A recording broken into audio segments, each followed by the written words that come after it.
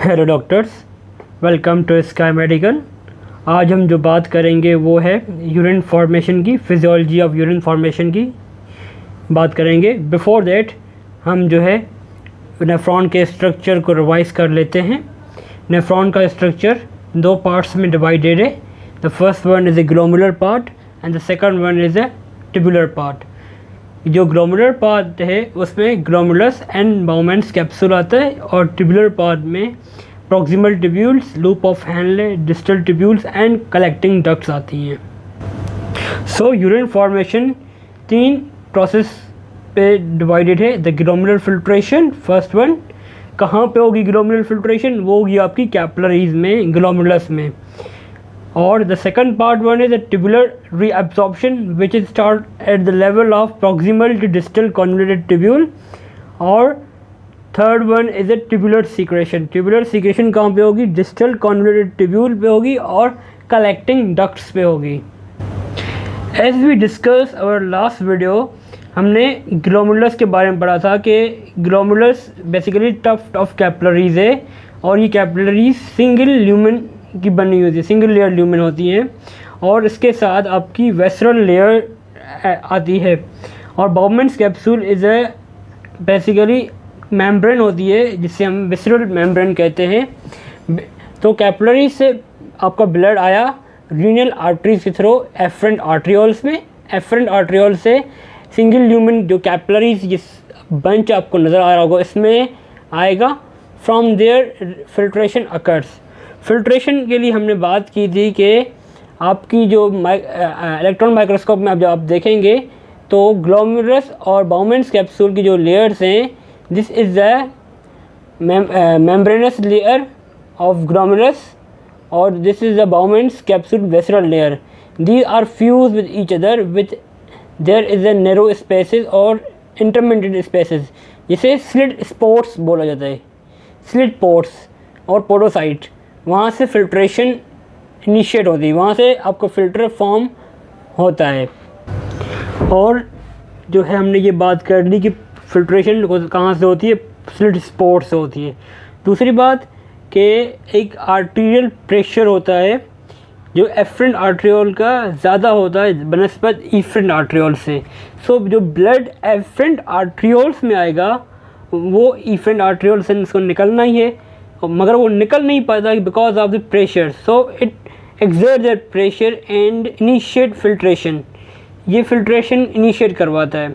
तो small solutes, जो small solutes होते हैं यूरिया, क्रेट, वो तो आपके फिल्टर आउट हो जाते हैं, मगर plasma protein which are negatively charged और लार्ज प्रोटीन्स होती हैं प्लाज्मा प्रोटीन्स, वो यहाँ से फिल्टर आउट नहीं रहती, वो आपके कैपिलरीज में रिमेन रहती हैं और वो प्रेशर exert करती हैं which opposes filtration. So there is 2 mechanism. The one is in favoring of the filtration and the second one is opposing the filtration. So जब second filtration opposing होगी तो प्लाज्मा प्रोटीन्स वहीं रह जाती हैं और बाकी जो आपकी फिल्ट्रेट है वो जो है फिल्टर आउट होता है और कम्स टू द ट्यूब्यूल्स में आता है। और बाकी जो फिल्टर्ड ब्लड होता है वो इफरेंट आर्ट्रियोल से निकल के जो है ब्लड बॉडी में बैक हो जाता है, वीनस सिस्टम से बॉडी में आ जाता है। तो ये सारी बात हुई हमारी अपना फिल्ट्रेशंस की। थोड़ा हम थ्योरेटिकल को देख लेते हैं। Glomerular filtration is a process by which the blood is filtered while passing through the glomerular capillaries by filtrate membranes. हमने बात कर ली कि फिल्ट्रेट मेम्ब्रेन से वो पास होगी तो फिल्टर करेगी। ग्लोमुलर जो सिस्टम है, फिल्ट्रेशन सिस्टम है, वो डिवाइड है 3 पार्ट्स पे, glomerular capillary membrane, basement membrane और विसरल मेम्ब्रेन। और हमने बात की दूसरी प्लाज्मा प्रोटीन्स जो वहाँ पे रिमेन रह जाती हैं। अभी अल्ट्रा फिल्ट्रेट क्या है? Ultra filtrate is basically the glomerular filtration जो फिल्टर्ड हुई हैं except plasma proteins because of their large size and negatively charge proteins, क्योंकि आपका जो मेसेंजियम होता है वो भी नेगेटिवली चार्ज होता है। तो जो प्रोटीन्स आपकी वहाँ से क्रॉस होती हैं वो भी नेगेटिवली चार्ज, तो दे फॉर्म हाइड्रोफोबिक मैकेनिज़्म और नेचर, तो वो रिपेल करती हैं, जिस वजह से आपकी जो protein plasma protein small protein होती हैं वो भी जो है वो एक्सक्रीट आउट नहीं होती या फिल्टर्ड आउट नहीं होती। What is GFR? GFR is a glomerular filtration rate which is defined as a total quantity of filtrate formed in all the nephron of both kidneys in a given unit of time. So normal GFR क्या होगा, अगर 90 से ऊपर है और 120 तक लाई कर रहा है, it's a normal GFR. While एक डिजीज़ पेशेंट में लेस देन 60 होगा और रीनल फेल्यूर के पेशेंट में लेस देन 50 होगा, 15 होगा, 15. अब हम बात करते हैं ट्यूबुलर रीएब्जॉर्प्शन की. ट्यूबुलर रीएब्जॉर्प्शन जो है means your reabsorb some amount of solute in water from tubules to the interstitium and then diffuse into the peritubular or peritubular capillaries to the body. जो चीज़ें बॉडी को ज़रूरत होती है जिस सॉल्यूट और फ्लूइड की, वो बैक हो जाता है आपकी बॉडी में. पहले वो होगा आपकी इंटरस्टिशियल फ्लूइड में, इंटरस्टिशियल फ्लूइड से पेरिट्यूबुलर प्रोटीन कैपिलरीज में आएगा, वहाँ से वो जो बॉडी में बैक हो जाएगा. Large quantity of water and electrolytes or other substances are reabsorbed by the tubular epithelial cells, and the reabsorbed substances move into the interstitial fluid and renal medulla, and from there substances move into the blood and peritubular capillaries. अब selective reabsorption क्या है? The selective reabsorption is known as a selective because of the tubular cell reabsorbs only substance necessary for the body. वो substance को body में back करना जो necessary हो from tubules like a glucose, amino acids, vitamins जो body में अब essential vitamins नहीं होते उनको रीअब्जॉर्ब किया जाता है. विटामिन डी को रीअब्जॉर्ब किया जाता है बॉडी से बाय द इंक्रीज पीटीएच और कैल्शियम लेवल्स. रीअब्जॉर्प्शन दो मैकेनिज्म से होती है, active reabsorption and passive reabsorption.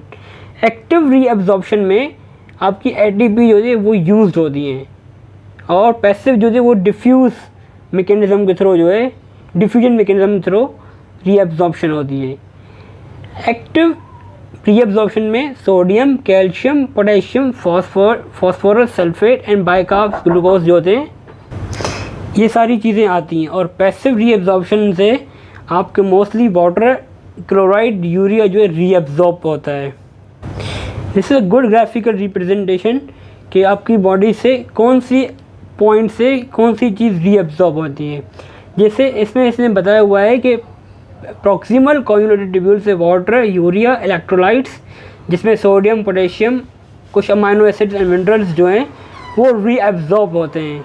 While in a loop of Henle the descending part आपका वाटर जो है वो रीअब्जॉर्ब होता है मोस्टली, और द असेंडिंग पार्ट जो है वहाँ से सोडियम और क्लोराइड जो को ट्रांसपोर्टर पंप्स होते हैं वो रीअब्सॉर्ब करवाते हैं सोडियम और क्लोराइड को.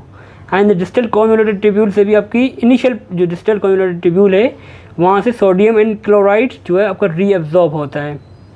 वाइल आगे जो है सीक्रेटिंग पार्ट आता है, the last distal conjugated tubule, और जो आपकी कलेक्टिंग डक्ट है वो सेक्रेटरी पार्ट में आती है.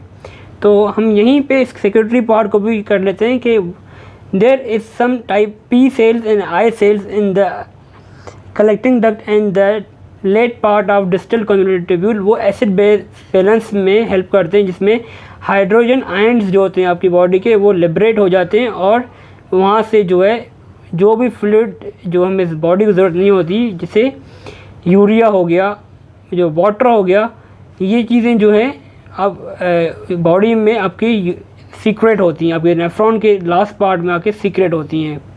और आपका एसिड बेस मैकेनिज्म जो है वो भी आपका कलेक्टिंग लेट डिस्टल ट्यूब्यूल और कलेक्टिंग जो डक्ट है वहाँ पे जनरेट होता है. तो जो भी आपकी बॉडी के मतलब के वेस्ट मटेरियल्स हैं, यूरिया, क्रेट, वो यहाँ पे आके सीक्रेट होते हैं और यहाँ से जो है यूरिन के थ्रू बॉडी से आउट हो जाते हैं. तो हम ट्यूबुलर सिक्रेशंस देख लेते हैं कि tubular secretions take place from the blood in the peritubular capillaries to the filtrate in the renal tubules and ensure that waste such as crate or excessive hydrogen, excessive potassium ions are actively secreted into the filtrate to the excreted. तो मैंने आपको सारी चीज़ें बता दी कि ये चीज़ें आपकी जो है हाइड्रोजन, पोटेशियम, एक्सेसिव अमाउंट में जो भी चीज़ होगी वो कुछ प्रोटीन्स भी हो जाती है, वो भी स्मॉल अमाउंट प्रोटीन्स तो वो भी आपकी जो है एक्सक्रीट हो जाती है in the form of urine body से। तो गाइस कोई क्वेश्चन हो, कोई क्वेरी हो, कमेंट बॉक्स में बता दीजिएगा, कोशिश करूँगा सॉल्व कर दूँ। Thank you.